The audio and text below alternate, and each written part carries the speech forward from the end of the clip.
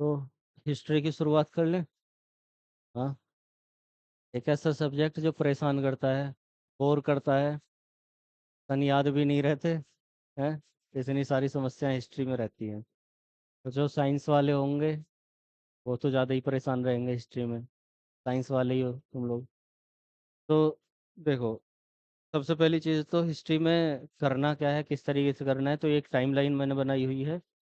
इसको सबसे पहले इसे ध्यान से समझेंगे। हिस्ट्री क्या है वो ऑलरेडी मैंने समझाया हुआ है कि हिस्ट्री किस तरीके से, मतलब हिस्ट्री क्या है। हिस्ट्री अकेला सब्जेक्ट नहीं है, हिस्ट्री में बहुत सारे सब्जेक्ट्स का मिश्रण है, बहुत सारे सब्जेक्ट को समाहित करके चलता है हिस्ट्री। ठीक है। अगर कोई पहली बार सुन रहा हो, हिस्ट्री में हम राजनीति भी देखते हैं, कैसे कैसे वंश राजनीति करते हुए आगे बढ़ रहे हैं। हिस्ट्री में हम आर्थिकता भी देख रहे हैं, कौन से शासन में किस समय पर कैसी आर्थिक स्थिति रही लोगों की। हम समाज को भी देख रहे हैं, किस तरीके से समाज ने डेवलपमेंट किया।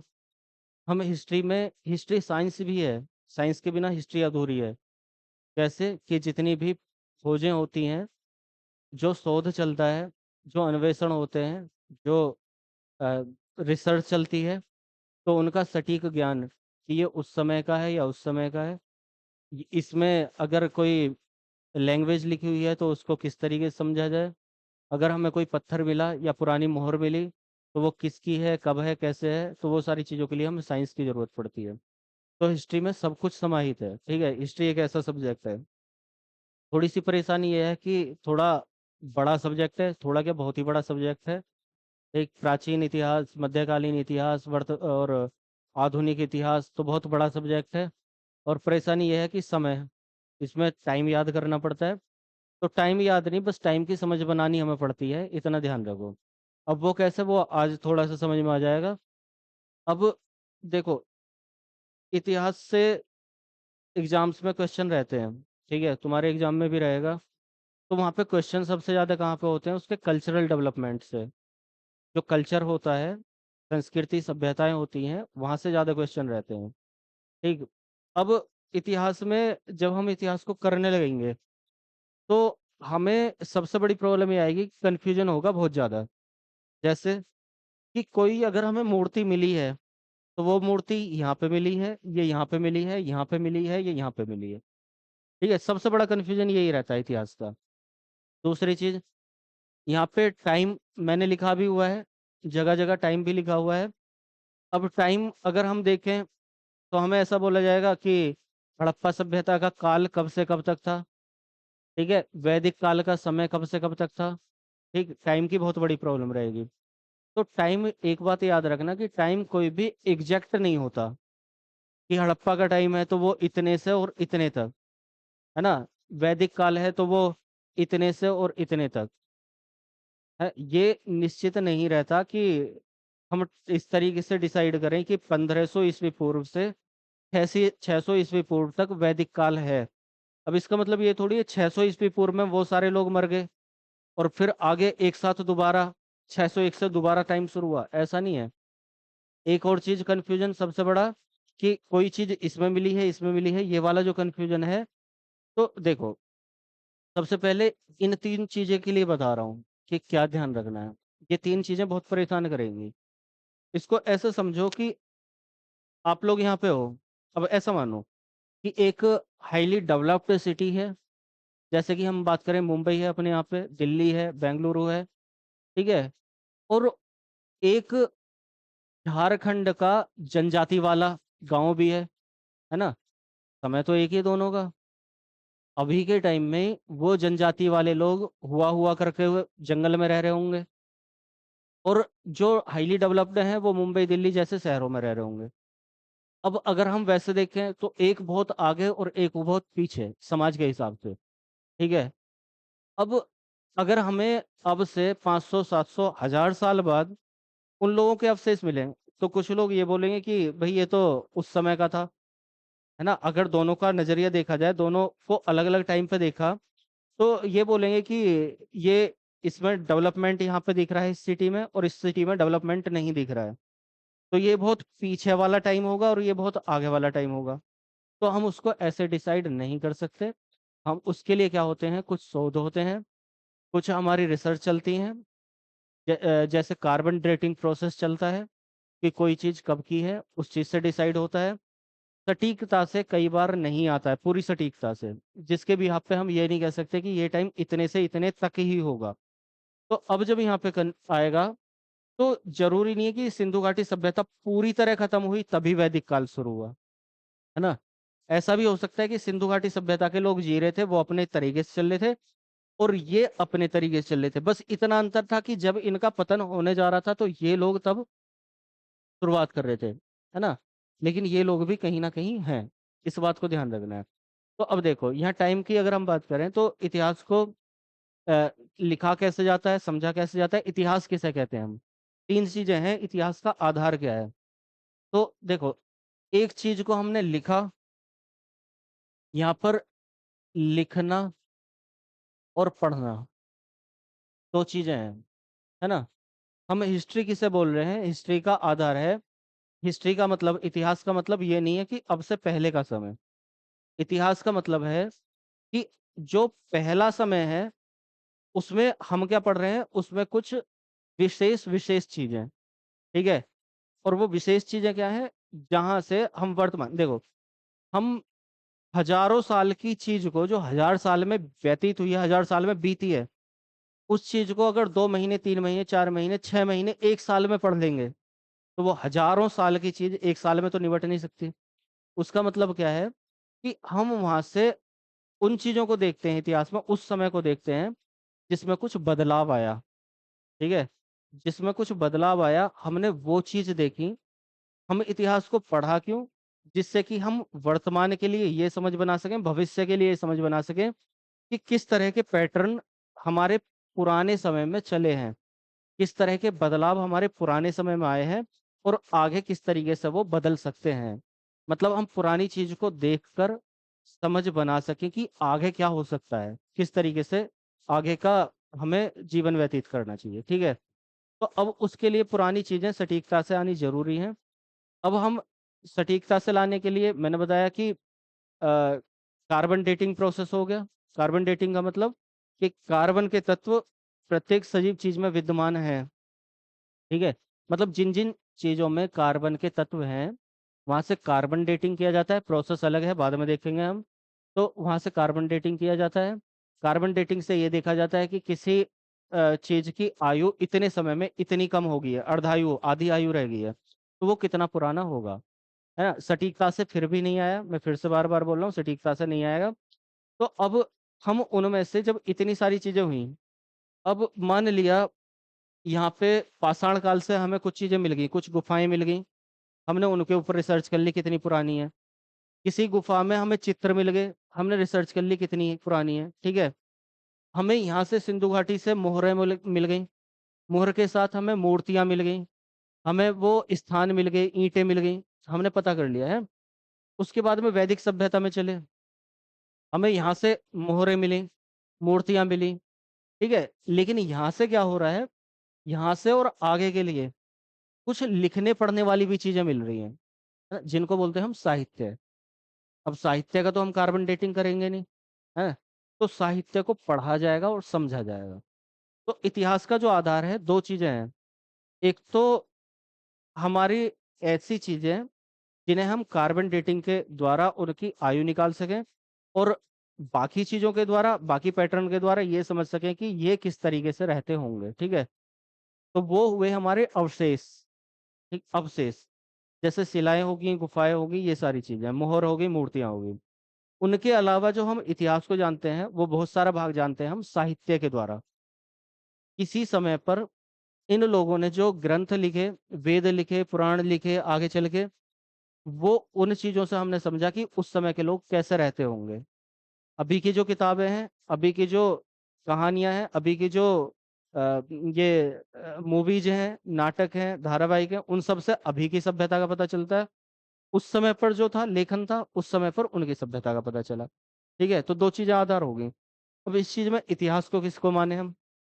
पहली बात, इतिहास क्या है, अन्वेषणों से, मतलब खोजों के द्वारा लिया गया ज्ञान, और उस ज्ञान का प्रमाण अगर कोई देता है तो उसको इतिहास में कंसीडर करेंगे। पहले भी एक उदाहरण मैंने दिया था कि अगर भीम की ज्योतियों से, ये बोला जाता है कि भीम की ज्योतियों से रेत झड़ा और उससे बहुत बड़े बड़े टीले बन गए, तो वो कहानियां हैं, ठीक है, लेकिन उसका प्रमाण हमें नहीं मिल रहा, हम नहीं मानेंगे। ऐसा मान सकते हैं कि हजारों साल पहले व्यक्ति या तो बड़ा होगा या छोटा होगा, लेकिन वो इतना बड़ा हो जाए कि उसकी जूतियों से रेत ढले जड़े और टीले बन जाए, तो ऐसा तो पॉसिबल नहीं लग रहा, है ना। अब उसके लिए प्रमाण की जरूरत, तो ऐसी, ये तो केवल एक एग्जांपल दिया मैंने, अब बहुत सारी चीजें ऐसी होंगी कि जिनको कहा जाएगा लेकिन उनका प्रमाण नहीं मिलेगा, प्रमाण नहीं मिलेगा तो हम उसको पूरी तरीके से इस इतिहास में कंसीडर नहीं करेंगे, ठीक है। तो दो चीजें हुई, एक तो अन्वेषणों से जो ज्ञान मिला, प्रमाण के साथ मिला, हमने उसको इतिहास में रखा, ठीक है। जो भी खोज हुई, जो भी खुदाई वगैरह हुई, ठीक है, उनसे जो ज्ञान मिला प्रमाणित हुआ, उसको हमने इतिहास माना। दूसरी चीज, किस चीज को इतिहास माना, हमने साहित्य में जो लिखा गया और जिसको पढ़ा गया और प्रमाणित किया गया, लिखा गया, पढ़ा गया, प्रमाणित किया गया, तीन चीजें, उसको हमने इतिहास माना, ठीक है। दो चीजें बार बार बोल रहा हूँ, इससे क्वेश्चन रहता है, इसलिए क्वेश्चन मैं अभी से ले रहा हूँ शुरू से ही, लेकिन एक थीम समझाते हुए बेसिक। तो जिसको लिखा गया, पढ़ा गया, प्रमाणित किया गया, उसको हम इतिहास मान रहे हैं। अब कैसे, यहाँ पर हम इसको इतिहास नहीं, इतिहास तो है ये, लेकिन इतिहास का कौन सा भाग है, जैसे उसमें पढ़े होंगे टेंसेज में, इंग्लिश में या हिंदी में, भूतकाल, वर्तमान काल, भविष्य काल, है ना। वैसे ही हमारे इतिहास में तीन कंडीशन चलती हैं हर टाइम पे, है ना। वो तीन कंडीशन क्या होती हैं, पुरानी वाली, उससे नई वाली, उससे नई वाली, सबसे नई वाली, ठीक। तो वैसे ही यहाँ पर कंडीशंस है हमारी, जैसे यहाँ पे लिखा हुआ भी है पुरा पाषाण काल, मध्य पाषाण काल, नव पाषाण काल, तो ये केवल इसके लिए नहीं, ये सभी चीजों के लिए है। तो एक हमारा होता है प्री हिस्ट्री, प्री हिस्ट्री मतलब हिस्ट्री से भी पहले का। एक होता है हमारा प्रोटो हिस्ट्री, मतलब हिस्ट्री के समीप वाला। और एक होता है हमारा हिस्ट्री, मतलब एक को बोलते हैं हम आद्य ऐतिहासिक, यहाँ पर लिख देता हूं मैं समझाने के लिए, आद्य ऐतिहासिक, ठीक है, यहाँ लिख लेते हैं आद्य ऐतिहासिक। एक होता है प्राक ऐतिहासिक और एक होता है ऐतिहासिक, ठीक है। यहाँ पे लिखा भी हुआ है प्राक ऐतिहासिक, आद्य ऐतिहासिक और ऐतिहासिक। तीनों चीजें हैं क्या, तीनों चीजों का डिफरेंस ये पता रहना चाहिए कि तीनों चीजों में अंतर क्या है। मतलब एक को लिखा गया है, पढ़ा नहीं गया, एक को पढ़ा गया, एक को लिखा ही नहीं गया, ऐसे समझो। एक है जिसको ना तो लिखा गया है, जब लिखा नहीं गया तो पढ़ा कैसे गया, अगर तुम लिख ही नहीं रहे तो पढ़ा कैसे जाएगा। एक को लिखा गया है लेकिन पढ़ा नहीं गया, ठीक है। और एक है जिसको लिखा भी गया और पढ़ा भी गया, फिर प्रमाणित कर दिया गया है। अब इस चीज को बोलेंगे हम प्राक ऐतिहासिक, प्राक। इस चीज को बोलेंगे हम आद्य ऐतिहासिक और इस चीज को बोलेंगे हम ऐतिहासिक। यानी कि हमारा जो इतिहास है वो ये है ना, समझ गए। अब ये वाली चीज जो है ये है, यहाँ तो लिखा ही हुआ है प्राक ऐतिहासिक, यहाँ पर है ये आद्य ऐतिहासिक काल, आद्य ऐतिहासिक। और आद्य ऐतिहासिक ये हमारा सम्मिश्रण में आता है, वैदिक सभ्यता, इसको आद्य ऐतिहासिक, इसको लिखा तो गया है लेकिन प्रमाणित नहीं किया गया, लिखा गया लेकिन प्रमाणित नहीं किया गया, ठीक है। इसको बाकी इससे आगे का जो है सब कुछ, उसको लिखा भी गया है, पढ़ा भी गया है, प्रमाणित भी किया गया है, समझ गए। तो हम जो इतिहास देख रहे हैं वो यहाँ से देख रहे हैं इतिहास को। इससे पहला का क्या है, इससे पहले की तीन कंडीशन, इसको ना तो लिखा गया ना पढ़ा गया, पढ़ना लिखना जानते ही नहीं थे, पत्थरों में जीते थे लोग, आदि मानव, ठीक। इसको लिखा गया लेकिन पढ़ा नहीं गया, इसको लिखा गया, पढ़ा गया, लेकिन प्रमाणित नहीं किया गया, समझ गए। अब इसको लिखा भी गया, पढ़ा भी गया, प्रमाणित भी हम कहीं ना कहीं किसी ना किसी रूप में मानते हैं। अब समझो, तो ये कौन सा समय है, ये समय है आदिकाल का। आदिकाल का मतलब जब इंसान के पास कुछ नहीं था, और ये लाखों वर्ष पहले का समय है, मतलब 8-10 हजार साल से पहले और लाखों वर्ष पहले तक, जब इंसान का जीवन हुआ, जीवन से वो धीरे धीरे मानव में बदला। तो जैसे ही मानव में बदलता है, ठीक, मानव में बदला, बंदर है, बंदर से और मानव बना। बंदर है, हाथ पैर पर चल रहा है, धीरे धीरे धीरे धीरे खड़ा हुआ। अलग अलग स्टेज हैं। आप लोगों के लेवल पर उन सारी स्टेज को करने की जरूरत नहीं है। बाकी किसी स्टेट लेवल या पीसीएससी और यूपीएससी एग्जाम में या फिर नेट वगैरह के एग्जाम में वो सारी चीजें समझनी होती हैं। तो मैं केवल यहाँ पे ये मान लेता हूँ कि बंदर है, उसकी एक देखो, बंदर भी बंदर है जिसको हम बंदर बोल देते हैं सामान्यतः, ठीक है। हमारे पास दूसरा कौन सा, लंगूर भी बंदर की प्रजाति है। आदि मानव भी बंदर की प्रजाति है, जो जिसको वनमानुस बोलते हैं, ठीक है। हमारे पास में जो गुर्रीला होता है वो भी बंदर की प्रजाति, तो बहुत सारी प्रजातियां हैं। तो उन प्रजातियों में से एक प्रजाति हम हैं, जो धीरे धीरे करके जमीन से उठे उठे उठे उठे और सीधे खड़े हो गए, ठीक है। अब उस प्रजाति जो नाम वगैरह है वो आगे चल के आप बता, दो चार में बताऊंगा अभी। तो वहां पर जब सीधा मानव चल रहा है, अब उसको सबसे पहले जो इंसान है, क्योंकि हम यहाँ इंसान का इतिहास देख रहे हैं तो इंसानों की बात करेंगे। तो उसने क्या काम करा, सबसे पहले किस चीज की जरूरत है, खाने की जरूरत, ठीक। तो वो क्या है, जंगल में रह रहा है, खा पी रहा है, मजे कर रहा है। पूरी हिस्ट्री की टाइमलाइन बता देता हूँ आज मैं कि कैसे कैसे डेवलपमेंट चला होगा। बहुत एक एक चीज को डिटेल में ना करके पूरी हिस्ट्री किस तरीके से बनी है वो चीज बता रहा हूँ केवल। तो बंदर धीरे धीरे आदमी बना। आदमी से धीरे धीरे उसने खाना खाया, जंगलों में घूमा। और किसके लिए घूमा, केवल खाने के लिए। पहली तो हमारी चीज खाना ही है। जंगल में है, अकेला आदमी है, इधर उधर भटक रहा है। उसको ना तो घर की जरूरत है ना कपड़ों की जरूरत है उस समय पर, ठीक है। उसको केवल किसकी जरूरत है, खाने की, पेट भरने के लिए, उसको केवल ये पता है। उसको जहां से जो मिला खाया। अब खा के उसको अच्छा लगा तो दोबारा खा लिया, नहीं अच्छा लगा तो फेंक दिया। खा के पता चला उसने जहर खा लिया, मर गया। दूसरा उसको देख के समझ रहा है कि इसको खाने से मर जाएंगे, जिंदगी खत्म, उसको उठा रहा है।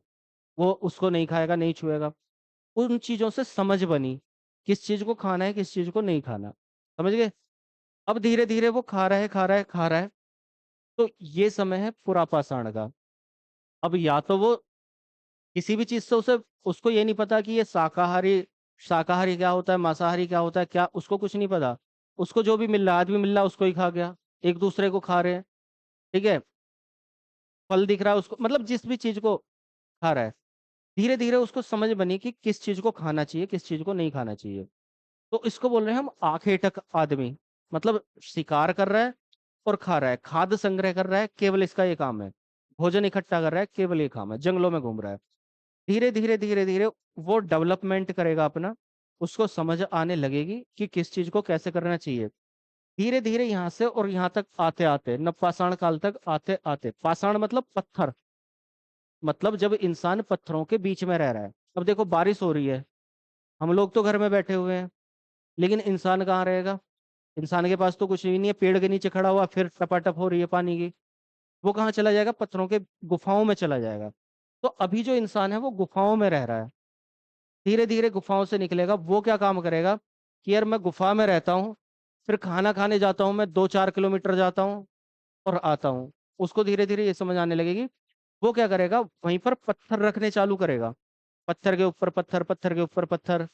तो वो अपना घेराव कर लेगा। उसको भी तो डर है ना जानवरों से, जानवर खा जाएंगे खुले में रहा तो। अब वो जब घेराव कर लिया, उसके ऊपर क्या करा उसने, पत्ते बिछा लिए। मतलब जैसे छप्पर डालते हैं इस तरीके से डाल लिया। अब उसको पता चलेगा कि चलो अब मैं धूप से भी बच रहा हूँ, जानवरों से भी बच रहा हूँ। अब जब इतना काम हो ही गया तो धीरे धीरे धीरे धीरे क्या करेगा वो, धीरे धीरे वो करेगा कि अब जो वो खा रहा था, आम खाया, आम मैं अभी के हिसाब से समझा रहा हूँ। आम खाया, गुठली फेंक दी, पौधा जमा पपैया, ठीक है। फिर उसको क्या करा, वहां से पेड़ बड़ा होता चला गया, फिर बहुत सारे आम लगे। इसी तरीके से उस समय पर भी रहा होगा, कुछ खाया फेंक दिया, बीज से पौधा बना, बहुत सारे लग गए। तो उसको ये समझ में आ गया कि ये कहाँ से बन के आ रहा है। ये कहाँ से बन गया है कि मैंने गिराया तो एक था, ये इतना सारे आ गए। तो इसका मतलब अगर मैं बाहर से तोड़ के एक चीज ले आऊं, उसको यहीं पे डाल दूं और इतने सारे आ गए, तो मुझे वहां नहीं जाना पड़ेगा। तो उसने क्या काम करा, एक जगह रह के और वहीं पे अपने आसपास ये काम करना चालू करा। उससे शुरू होगी उसकी खेती, ठीक है। खेती से पहले क्या काम करा उसने, अपने साथ में अपना दोस्त कुत्ता रखना चालू कर दिया कि भाई दोनों साथ रहेंगे। और अगर कोई जानवर आएगा तो दोनों एक दूसरे से बचाव कर लेंगे। ठीक, तो मतलब वो धीरे धीरे क्या कर रहा है, खेती भी कर रहा है, पशु का पालन भी कर रहा है। समझ में आ गया? धीरे धीरे जब वो रहेगा तो वो और अपने जैसों को बोलेगा।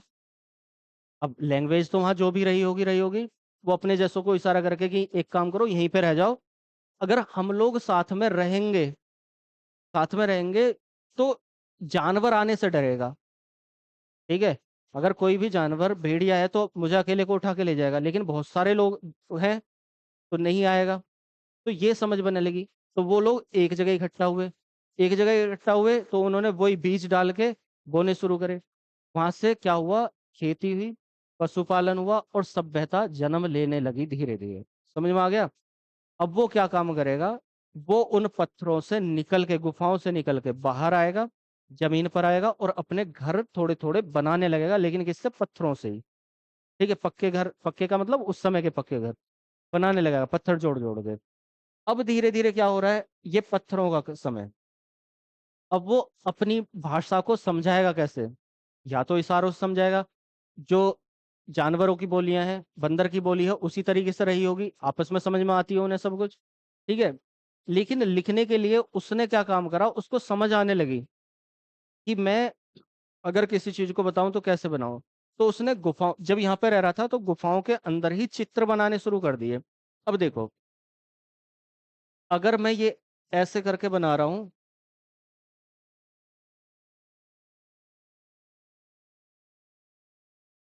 तो इसका मतलब कोई आदमी है, इतने से ही पता चल रहा है ना? ऐसे करके बना दिया,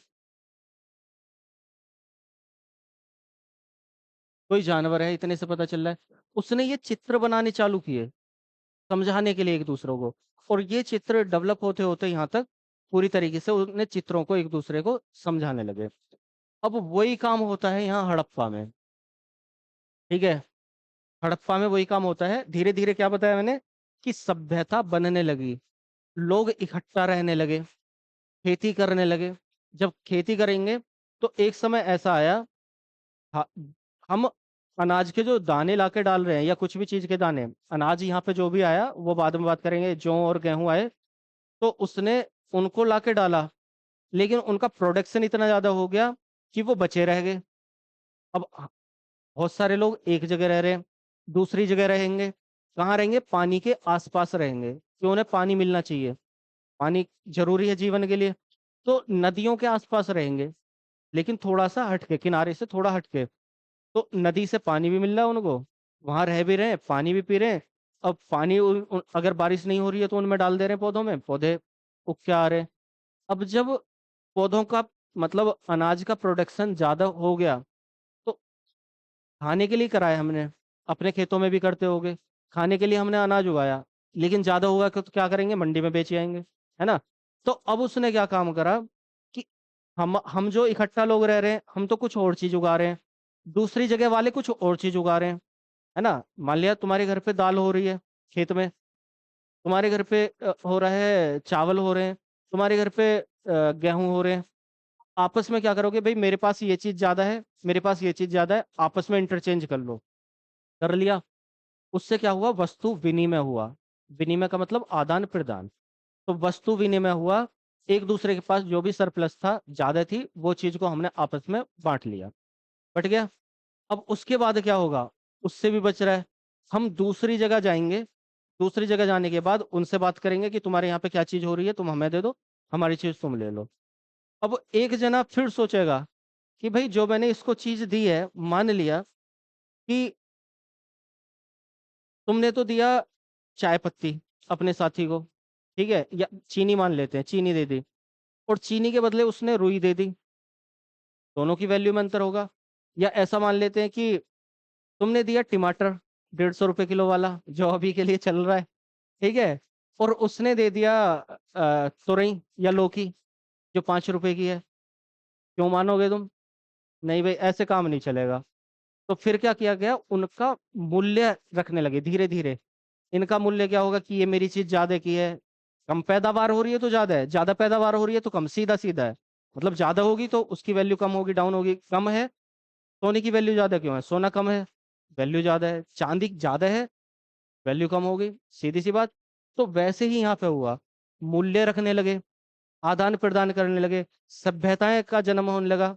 अब ये जो लोग हैं, ये पहली नगरीय सभ्यता है और ये पहली ग्रामीण सभ्यता है। ठीक है। अंतर क्यों आ रहा है कि ये नगरीय सभ्यता बनी क्यों? यहाँ पर लोग तितर बितर होके जी रहे हैं, अस्त व्यस्त जीवन जी रहे हैं, कोई यहाँ है, कोई वहां है, कोई वहां है, वहां है। इंसान में समझ जगी कि हम क्या करें, सही तरीके से रहें। और एक काम करो, ये जो झोपड़पट्टी है इन सबको हटाओ, हम एक जगह वेल प्लान करेंगे, अच्छी तरह से प्लानिंग करेंगे, और उस जगह सारे सही तरीके से रहेंगे। ये समझ बनी, वो सही तरीके से लोग रहने लगे। तो ग्रामीण जीवन, हम इसको नहीं मान रहे, इसको बोलते हैं पहली ग्रामीण सभ्यता। इसको क्यों नहीं मान रहे? क्योंकि ये तो इतिहास है ही नहीं ना, इसलिए। तो यहाँ पर हम इसको पहली नगरीय सभ्यता बोल रहे हैं। इनसे नगरीय समझ बनी, सही तरीके से प्रॉपर जो कॉलोनी होती है, इस तरह के रास्ते, यहाँ पर एक घर, यहाँ पर एक घर, यहाँ पर दूसरे घर, नालियां बनाई, मतलब सोच सोच के कि क्या क्या हम डेवलपमेंट करें अच्छे तरीके से रहने के लिए। वो सारे काम जो ये नहीं कर पाए थे, वो ये लोग कर पाए अच्छे तरीके से। अब इन्होंने क्या काम करा, यहाँ पर कुछ नहीं है, शांति के साथ लोग रह रहे हैं, बिल्कुल शांति के साथ, आराम से खेल रहे हैं, कूद रहे हैं, शांति के साथ रह रहे हैं, पूजा पाठ कर रहे हैं। है ना? पूजा पाठ का यहाँ पर जो था केवल इतना है कि ये लोग मान रहे हैं कि कोई शक्ति हो सकती है।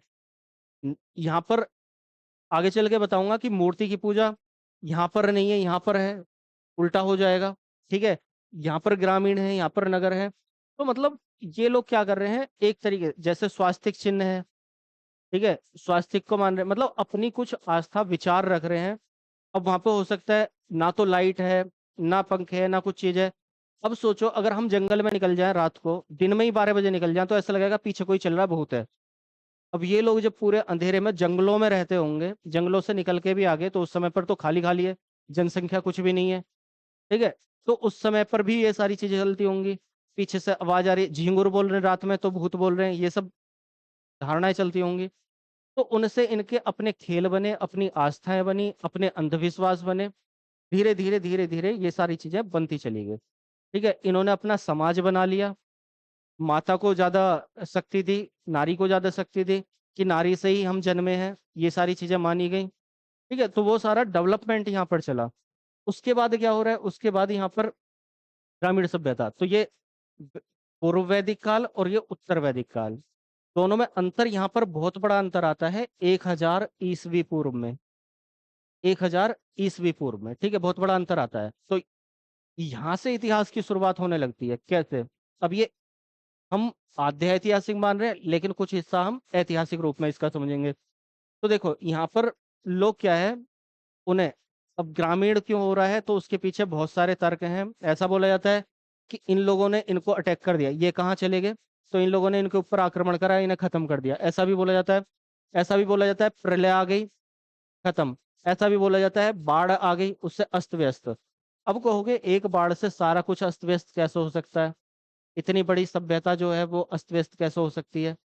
तो पूरी, मैंने पहले बताया, पूरी सभ्यता कहीं भी एक साथ कुछ नहीं है, समकालीन थोड़ा थोड़ा चल रहा है। जब ये डेवलप नहीं कर रहे तो ये डेवलप्ड है।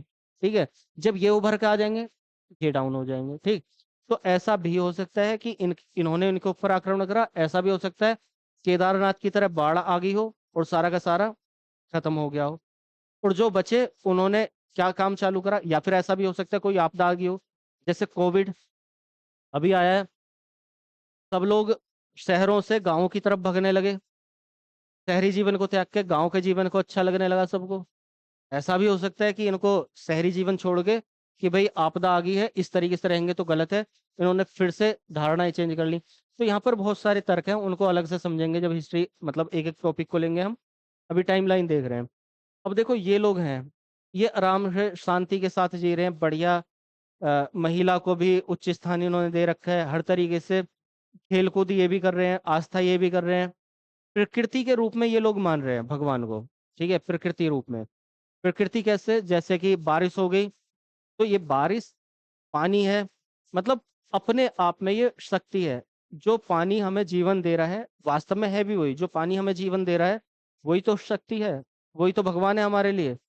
ठीक है, जो धूप सूरज दे रहा है उससे सब कुछ चल रहा है। धूप नहीं हो तो हमारा जीवन नहीं है, पानी नहीं हो तो हमारा जीवन नहीं है। दोनों चीजों से ही मिलकर जीवन बना है, धूप और पानी से। धूप नहीं हो तो पौधा फल नहीं बनाएगा, पानी नहीं होगा तो तत्व नहीं मिलेंगे उसे। सारी चीजें दोनों से ही मिल रही हैं। तो उनको ये भगवान मान रहे हैं। ये जो ऋतु परिवर्तन हो रहा है उसको भगवान मान रहे हैं। अग्नि नहीं है तो कुछ संभव ही नहीं है अग्नि के बिना, उसको भगवान मान रहे हैं। तो इन्होंने क्या काम करा, धीरे धीरे अपने मतलब शक्ति मानने चालू करी, और वो शक्तियां धीरे धीरे धीरे धीरे भगवान में तब्दील होती चली गई। जैसे यहाँ पर एक मोहर मिली, यहाँ पर भी मोहरें मिली, यहाँ पर भी मूर्तियां मिली। तो यहाँ पर अगर पशुपति की मूर्ति मिल रही है कि पशु चारों तरफ है, और एक मूर्ति मिली जिसमें एक ध्यान में, ध्यान मुद्रा में एक योगी बैठा हुआ है, आगे चल के उसको माना गया कि वो शिव है। ठीक है, शिव शंकर भोलेनाथ। ठीक है, आगे चलकर रूप माना गया।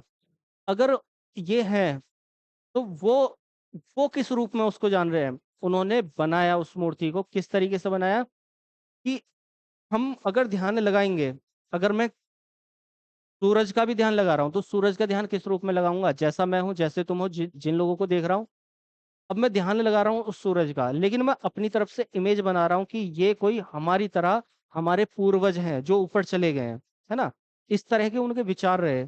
उनको उन्होंने मूर्तियों में पिरो दिया, मोहरों में पिरो दिया कि एक मूर्ति है और जितने भी पशु हैं उस मूर्ति के चारों तरफ घूम रहे हैं, तो मतलब पशुओं का पालन करने वाला ये पशुपालक है। ठीक है, अब धीरे धीरे धीरे धीरे वो आगे बढ़ते चले जाएंगे, उनकी पूजा होने लग जाएगी, है ना, जिसको हम पूजने लग जाएंगे। फिर आगे चल के वो मंदिर बनने लग जाएंगे। अभी नहीं बन रहे मंदिर मंदिर। तो धीरे धीरे क्या हो रहा है, यहाँ से आस्थाएं जुड़ रही हैं। प्राकृतिक शक्तियों को भगवान के रूप में देखा जा रहा है ना।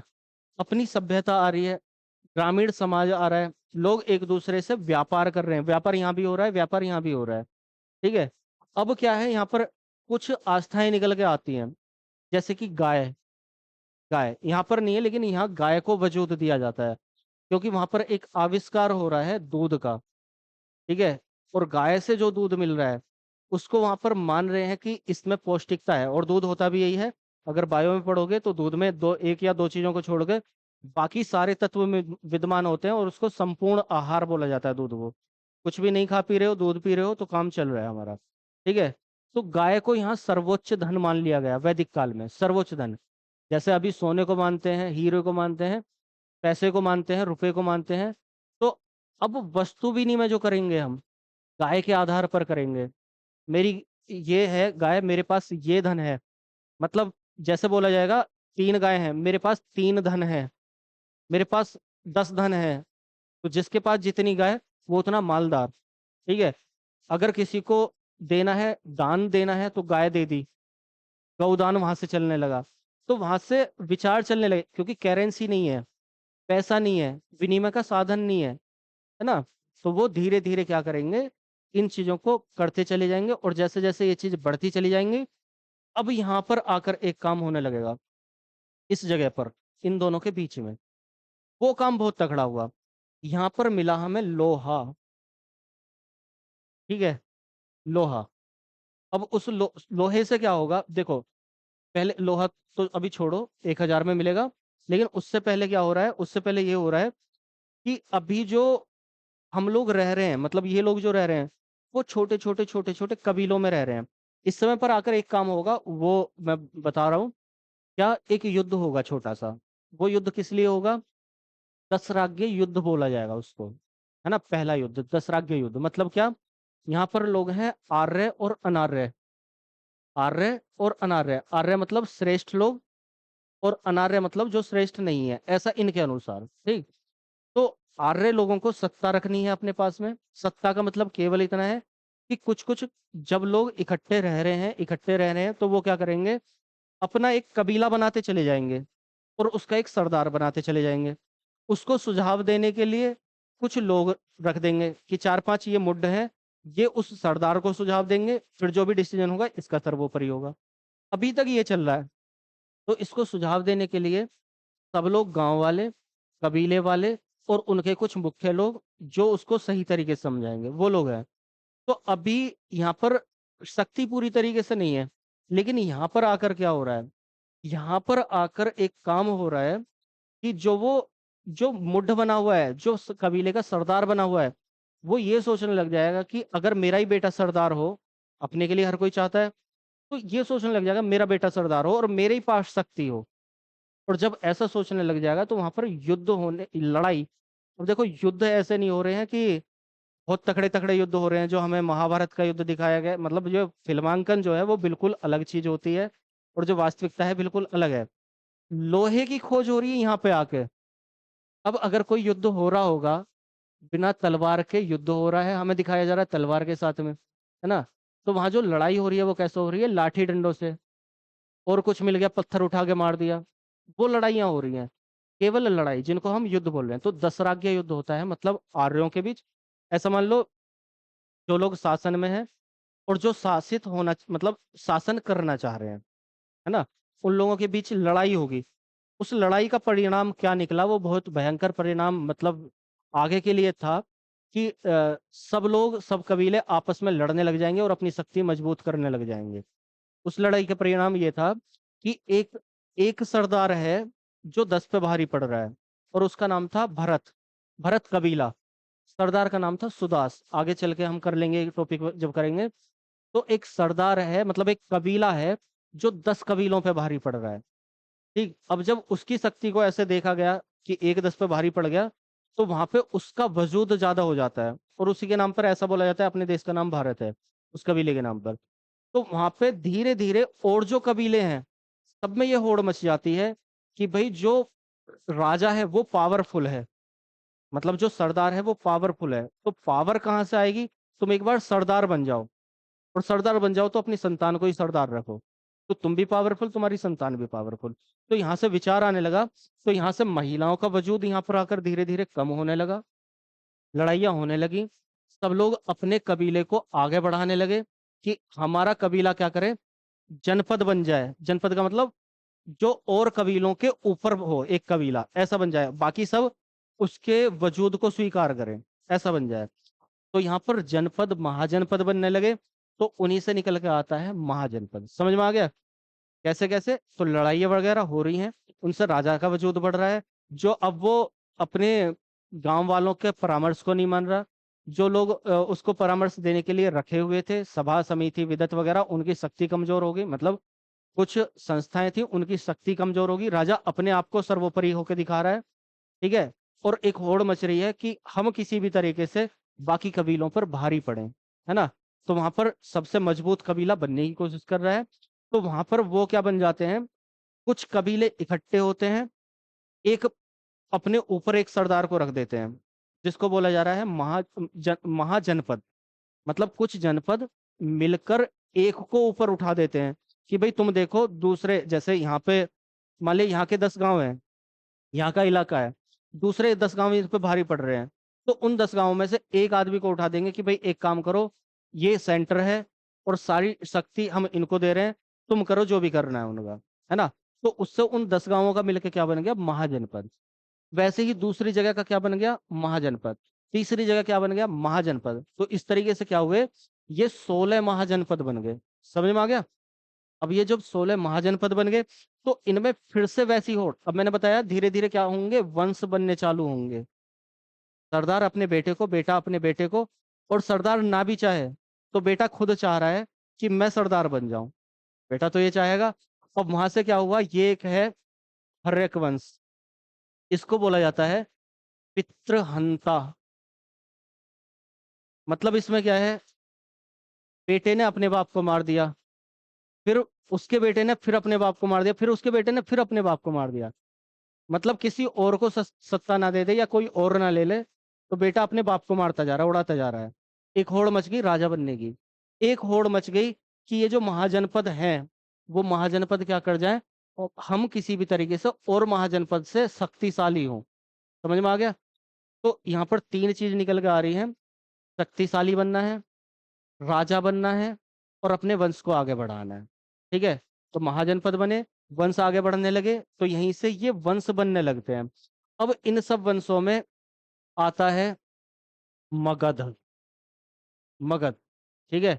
तो जो हमारे 16 महाजनपद थे उनमें क्या होता है, होड़ मचती है आगे बढ़ने की कि किसी तरीके से हम आगे बढ़े।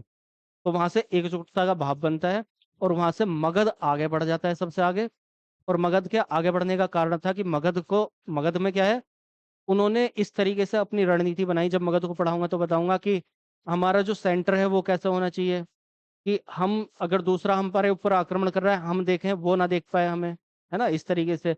और अपनी सेना में हाथियों को रखना चालू कर दिया।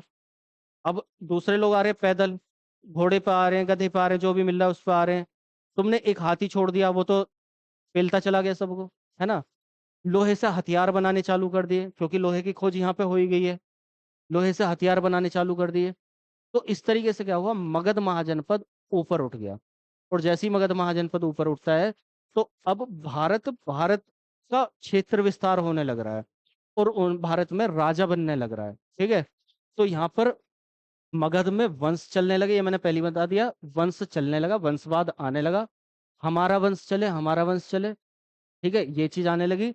अब उसमें क्या हो रहा है, जब ये सब आने लगा, राजा बनने लगे, तो लोगों में, यहाँ पे देखो, ये प्राचीन धार्मिक आंदोलन, पुराना वाला धार्मिक आंदोलन है, जिसमें क्या है, जैन धर्म वाले, बौद्ध धर्म वाले, आजीवक धर्म वाले, और ये लगभग सभी क्या थे, क्षत्रिय। ठीक है।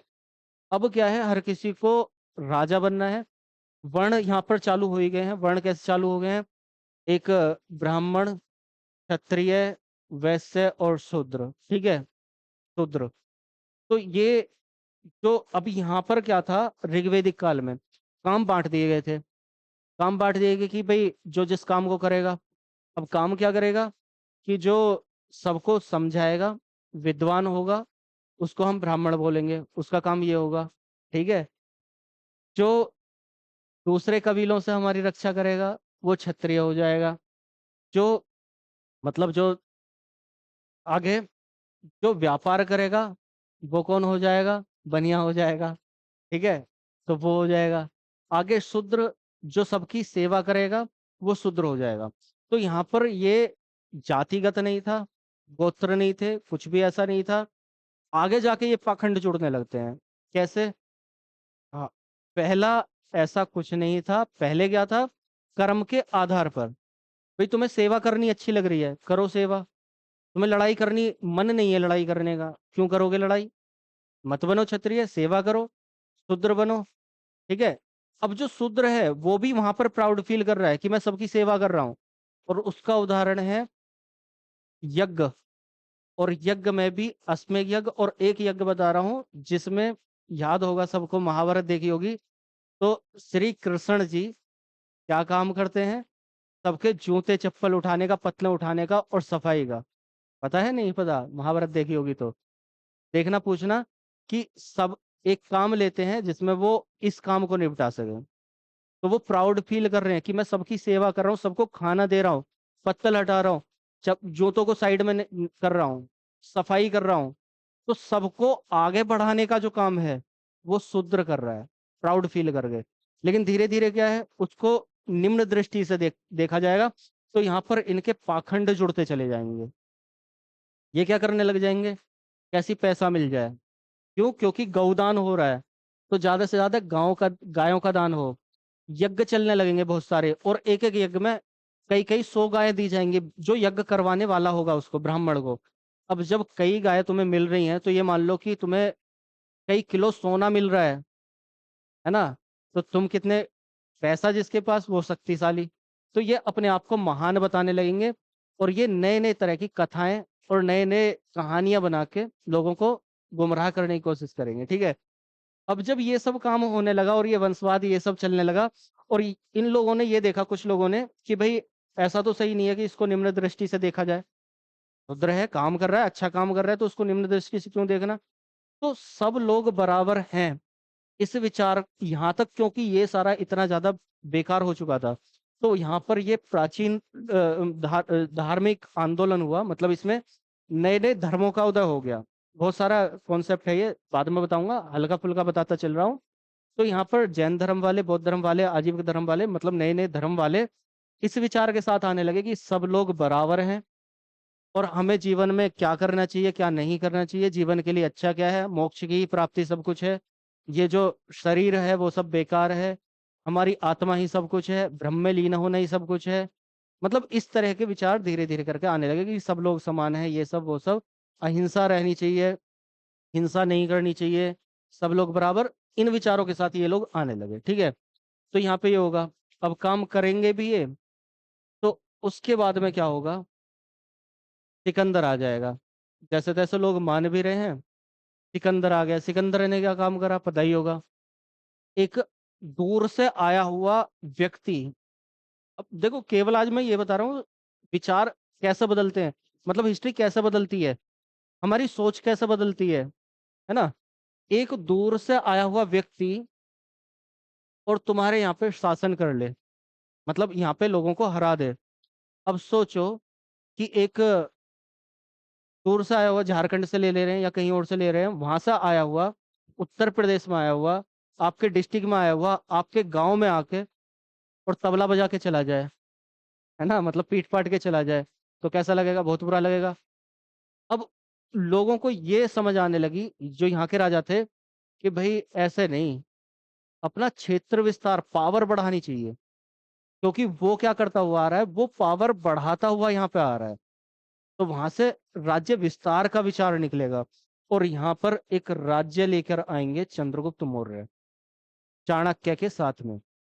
चाणक्य क्या बताते हैं कि इसको राजनीति अच्छे से करो, व्यापार आर्थिक स्थिति मजबूत करो, अपने समाज को साथ लेके चलो, और ये सब सो चीजें हैं, शूद्र ब्राह्मण वैश्य ये सब बेकार की चीजें हैं, एक धारा में बह के। और ज्यादा से ज्यादा क्षेत्र, क्योंकि उस समय पर भारत अब वाला भारत नहीं है, वहां पर तो सारा भारत ही है, लेके सिंधु नदी से और नीचे तक। तो वहां पे ये बोल रहे हैं कि सारा जितना क्षेत्र विस्तार हो सकता है उतना एक अखंड भारत बनाओ, ठीक है। शब्द आने लगे थे वहां भी भारत के, तो अखंड विस्तार बनाओ। तो इन्होंने क्या काम करा, वही किया, क्षेत्र विस्तार किया, राज्य विस्तार किया, और भारत का प्राचीन पहला एक रूप निकल के आ रहा है, जिसमें बहुत बड़े भारत की बात करी जा रही है, ठीक है, एक आर्यव्रत की बात करी जा रही है। तो यहाँ पर भारत जैसे, मतलब एक देश, बड़े देश के विचार निकल के आएंगे, उस देश पर शासन आगे चल के ये करते चले जाएंगे, ठीक है। लड़ाइयाँ होती हैं, जैसे अशोक ने उड़ीसा में जाके लड़ाई करी, किस लिए, ज्यादा से ज्यादा विस्तार हो सके, है ना, उसके लिए। अब यहाँ पे आगे क्या होगा, जैसी ये अब देखो यहाँ से क्या होगा, मौर्य काल, मौर्योत्तर काल, उसके बाद गुप्त काल, गुप्तोत्तर काल। तो यहाँ पर क्या है, जब इसको बोलते हैं हम केंद्रीयकरण, इसको और इसको केंद्रीयकरण, इसको बोलते हैं हम विकेंद्रीयकरण। विकेंद्रीयकरण मतलब क्या है, पूरा भारत है, हम मतलब पूरा बहुत बड़ा क्षेत्र है, एक केंद्र में एक शक्ति है, जैसे मौर्य और गुप्त, केंद्र में एक शक्ति है, और बाकी सब उसके अधीन काम कर रहे हैं, केंद्रीयकरण, ठीक है। मतलब एक केंद्र में बैठा हुआ है, एक राजा बैठा हुआ है, और बाकी सब उसके अंडर में है, केंद्रीयकरण। जब वो राजा कमजोर होगा तो धीरे धीरे अपना हिस्सा लेने लग जाएंगे, यही होगा। पिताजी ताकतवर हैं, चार बेटे हैं, तो पिताजी के अंडर में काम करेंगे। पिताजी कमजोर पड़ गए या नहीं रहे, बूढ़े हो गए, चारों न्यारे, न्यारे हो गए, शक्ति कमजोर होगी, दूसरे मोहल्ले वाले आके ठोक गए। वही काम यहाँ पे हुआ, यहाँ पर और यहाँ पर और आगे तक, कि इनकी शक्ति धीरे धीरे कमजोर होती चली, मतलब ये अच्छे राजा हैं, बाद के जो राजा आएंगे वो कमजोर होते चले गए। जैसे ही ये कमजोर हुए, वैसे ही लोगों ने अलग अलग अपना, अलग अलग कर लिया, भारत को जो एक बनाया था उसको अलग अलग कर लिया। कुछ देसी रहे उसमें, कुछ विदेशी रहे, मतलब कुछ बाहर से लोग आ गए, उन्होंने छीन लिया, और कुछ भारत के रहे, जैसे ये लोग बाहर से आए, ये लोग भारत के ही, कुछ ब्राह्मण लोग थे, कुछ और थे, कुछ क्षत्रिय, इस तरीके से। तो इन्होंने क्या करा, अपने अपने हिस्से देश के अलग कर लिए, ठीक है। अब इनको फिर से, ये दक्षिण भारत में चल रहा है, दक्षिण भारत का प्रॉब्लम क्या है, दक्षिण भारत का इतिहास हमें देखने को नहीं मिलता, दक्षिण भारत का साहित्यिक इतिहास हमें देखने को नहीं मिलता। तो उसमें जितना मिलता है उसको हम इतना ही समझते हैं कि यहाँ पर ये कुछ वंश थे जो दक्षिण में चल रहे थे, ठीक है। आगे आके ये वंश अपना दक्षिण में अपना वजूद बनाएंगे, और लेके भारत के दक्षिण भारत से श्रीलंका, वर्मा, इंडोनेशिया, मलेशिया वहां तक अपना विस्तार करेंगे ये सब लोग। लेकिन भारत बाद में जब यूरोपियन आएंगे तो वो धीरे धीरे छूटता चला जाएगा, अपना भारत ही रह जाएगा। तो फिलहाल इस पर जा रहा हूँ। अब इन सबको फिर से एकजुट करने का जो प्रयास किया वो किसने किया? गुप्तों ने। ठीक है। फिर से सबको, सारे राजाओं को अपने अधीन करते हुए, और फिर से एक वंश ऐसा उभरा कि फिर से सबको शक्ति का केंद्रीकरण कर दिया कि मेरे अंडर में चलोगे सब। ठीक है। तो वो कौन थे? चंद्रगुप्त प्रथम, समुद्रगुप्त, कुमारगुप्त, ये सब। और यहाँ पर ये लोग किस चीज पे ध्यान दे रहे हैं? ये कल्चर पे ध्यान दे रहे हैं, डेवलपमेंट पे ध्यान दे रहे हैं, विश्वविद्यालय बना रहे हैं। है ना? जैसे बिहार में विश्वविद्यालय, विक्रमशिला विश्वविद्यालय। तो विश्वविद्यालय बना रहे हैं, बहुत सारी इमारतें बना रहे हैं, नहर बना रहे हैं, बहुत सारे काम कर रहे हैं ये लोग। ठीक है। अब फिर से जैसे जैसे इसके बाद के आते चले जाएंगे, वैसे वैसे कमजोर पड़ते जाएगा गुप्त काल। और गुप्त काल के कमजोर होने पर गुप्तोत्तर काल, मतलब फिर से लोग क्या करेंगे? अलग अलग हिस्से कर लेंगे। अलग अलग हिस्से कर लेंगे तो मगध के, ये क्योंकि मगध में ही चल रहे हैं, तो मगध के कुछ परवर्ती गुप्त हैं, मतलब गुप्तों के बाद वाले गुप्त। अब देखो एक कंफ्यूजन होता है, दिल्ली सल्तनत थी या मुगल सल्तनत थी? मुगल अगर खत्म हुए, उनका वंश थोड़ी खत्म हो गए, सारे मुगल थोड़ी खत्म हो गए। वो कहीं ना कहीं तो होंगे, और कहीं ना कहीं होंगे, तो ऐसा भी नहीं है कि सारे बेकार हो गए। अब जैसे राजस्थान में है, राजस्थान में रजवाड़े थे। ठीक है, बड़े बड़े राजा थे। अब वो राजाओं का वजूद खत्म कर दिया गया। तो अब ऐसा थोड़ी है उनके सब वंश खत्म हो गए, उनके महल टूट गए, सब खत्म हो गया। राजस्थान में अब भी महल हैं, अब भी उनके वंश चल रहे हैं, अब भी उनको एक पदवी दी जाती है, पदवी का मतलब उनको वजूद दिया जाता है। तो वैसे ही यहाँ पर है कि परवर्ती गुप्त, मतलब गुप्तों के जो बाद वाले गुप्त थे, वो कहाँ पर रह गए? केवल मगध में। है ना? अब मैप में बताऊंगा सारी चीजें कहाँ कैसे थे। तो वो केवल एक क्षेत्र में सिमट सिमट कर रहे, मतलब जिनका शासन पूरे देश पर था, जैसे ही वो कमजोर होते चले गए तो वो केवल अपने केंद्र में रह गए।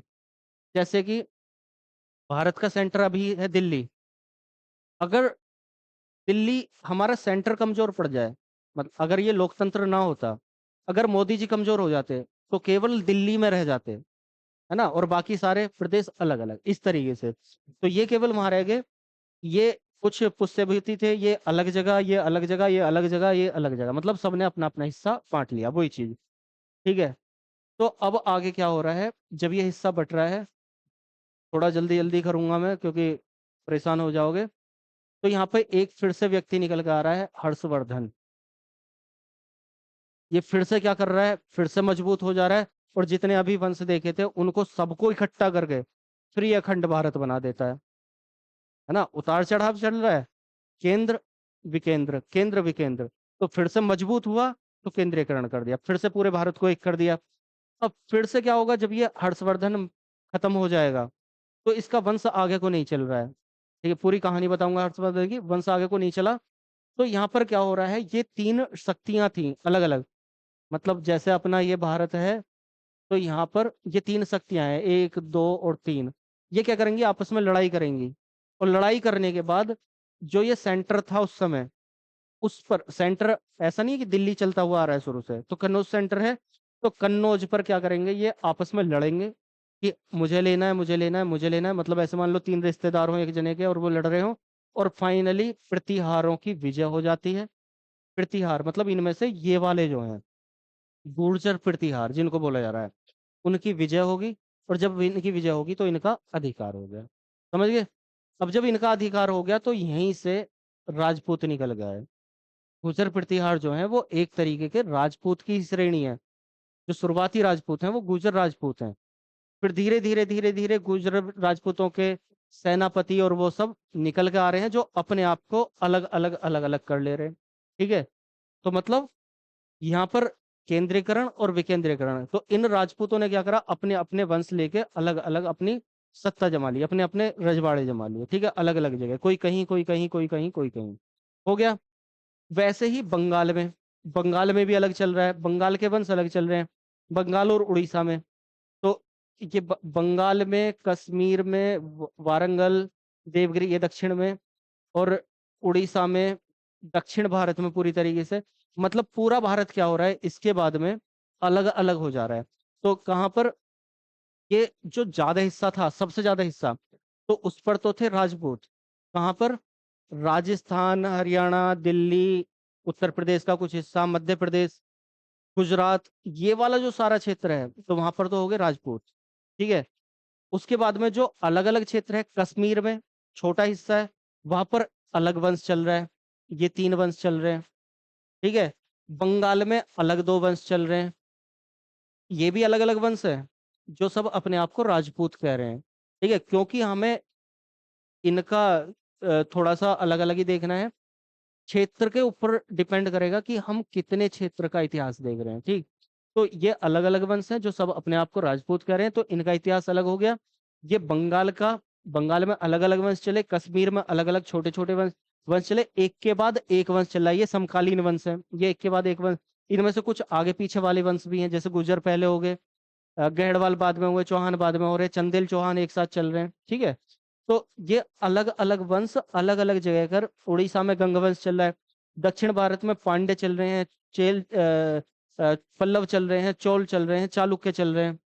वो दक्षिण भारत में डेवलपमेंट कर रहे हैं। बहुत सारे जो मंदिर देखेंगे हम अब, रथ मंदिर देखते हैं, बहुत सारे मंदिर इन्होंने निर्माण करवाए।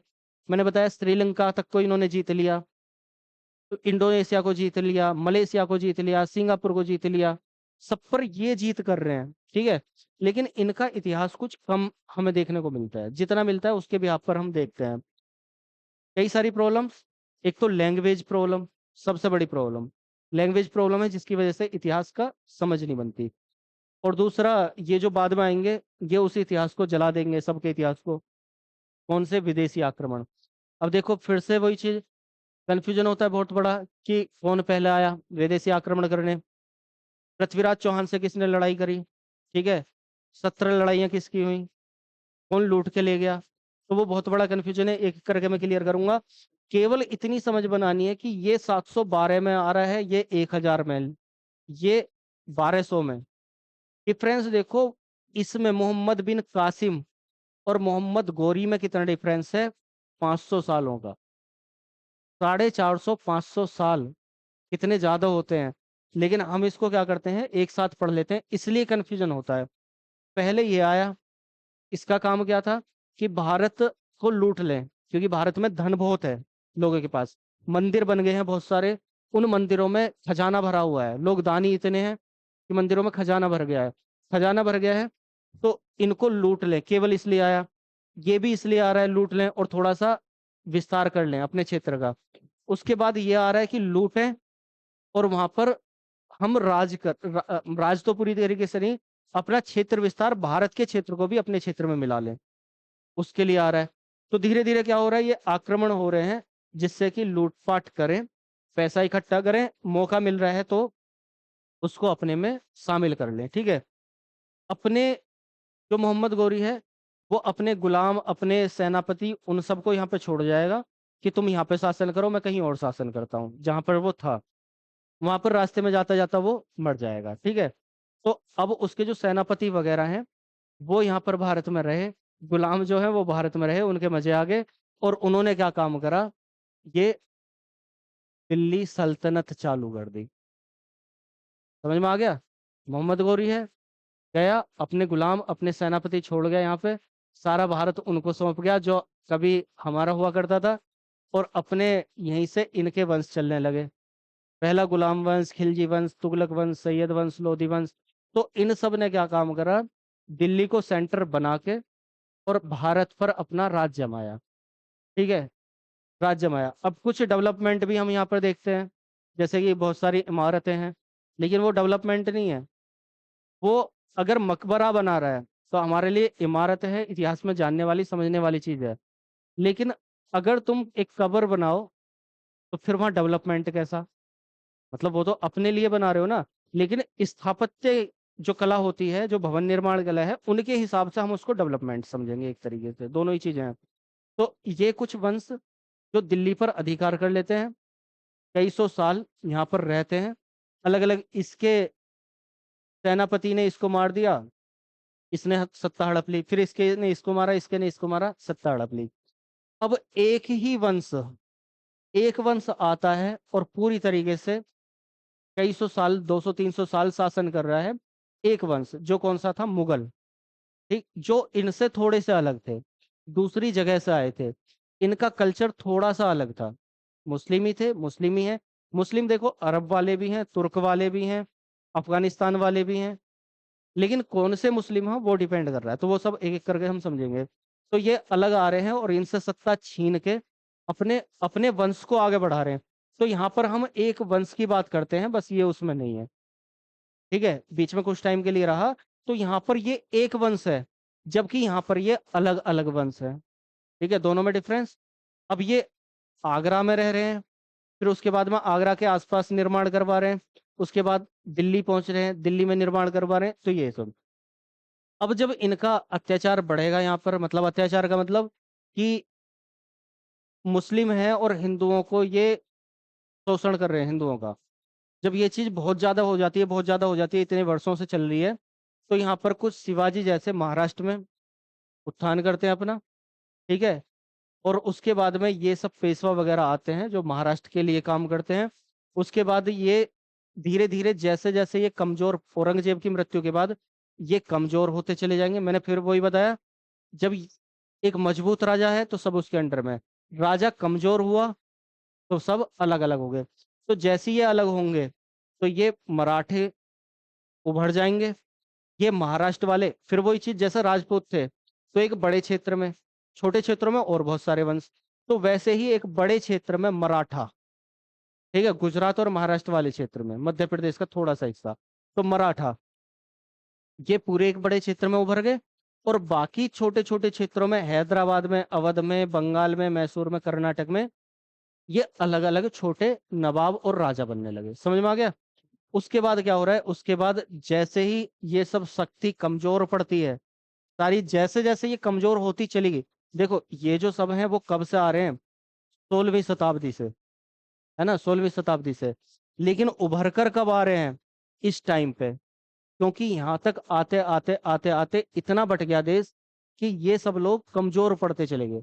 जब छोटे हिस्से कमजोर होते चले गए तो ये लोग उभरते चले गए। अब ये यूरोपीय जो है, ये भी आपस में लड़ेंगे, और अंग्रेजों की कुछ खासियतें रहेंगी, नौसेना वगैरह रहेगी, बहुत सारी चीजें रहेंगी, उनकी रणनीति रहेगी, क्षेत्र विस्तार की रणनीति रहेगी, जिसके तहत वो इन सबको एक एक करके हराते चले जाएंगे और अपना डेवलपमेंट करते चले जाएंगे। ठीक है, तो इसको तो, क्योंकि पूरा मॉडर्न हिस्ट्री है, यहाँ तक का मैंने बताया है कि किस तरीके से पाषाण काल से और अब तक, मतलब यहाँ आधुनिक भारत तक किस तरीके से एक डेवलपमेंट चला।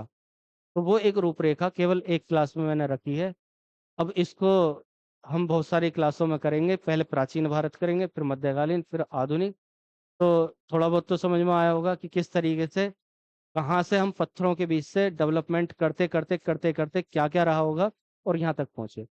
अब वो पूरे कॉन्सेप्ट के साथ में कि बदलाव क्यों हो रहा है, जैसे मैंने एक बताया, लोहा मिल गया, लोहा मिल गया तो बहुत बड़ा बदलाव हुआ। ठीक है, लड़ाइयाँ चलने लगी, लोहा मिला, तलवारें बनी, भाले बने।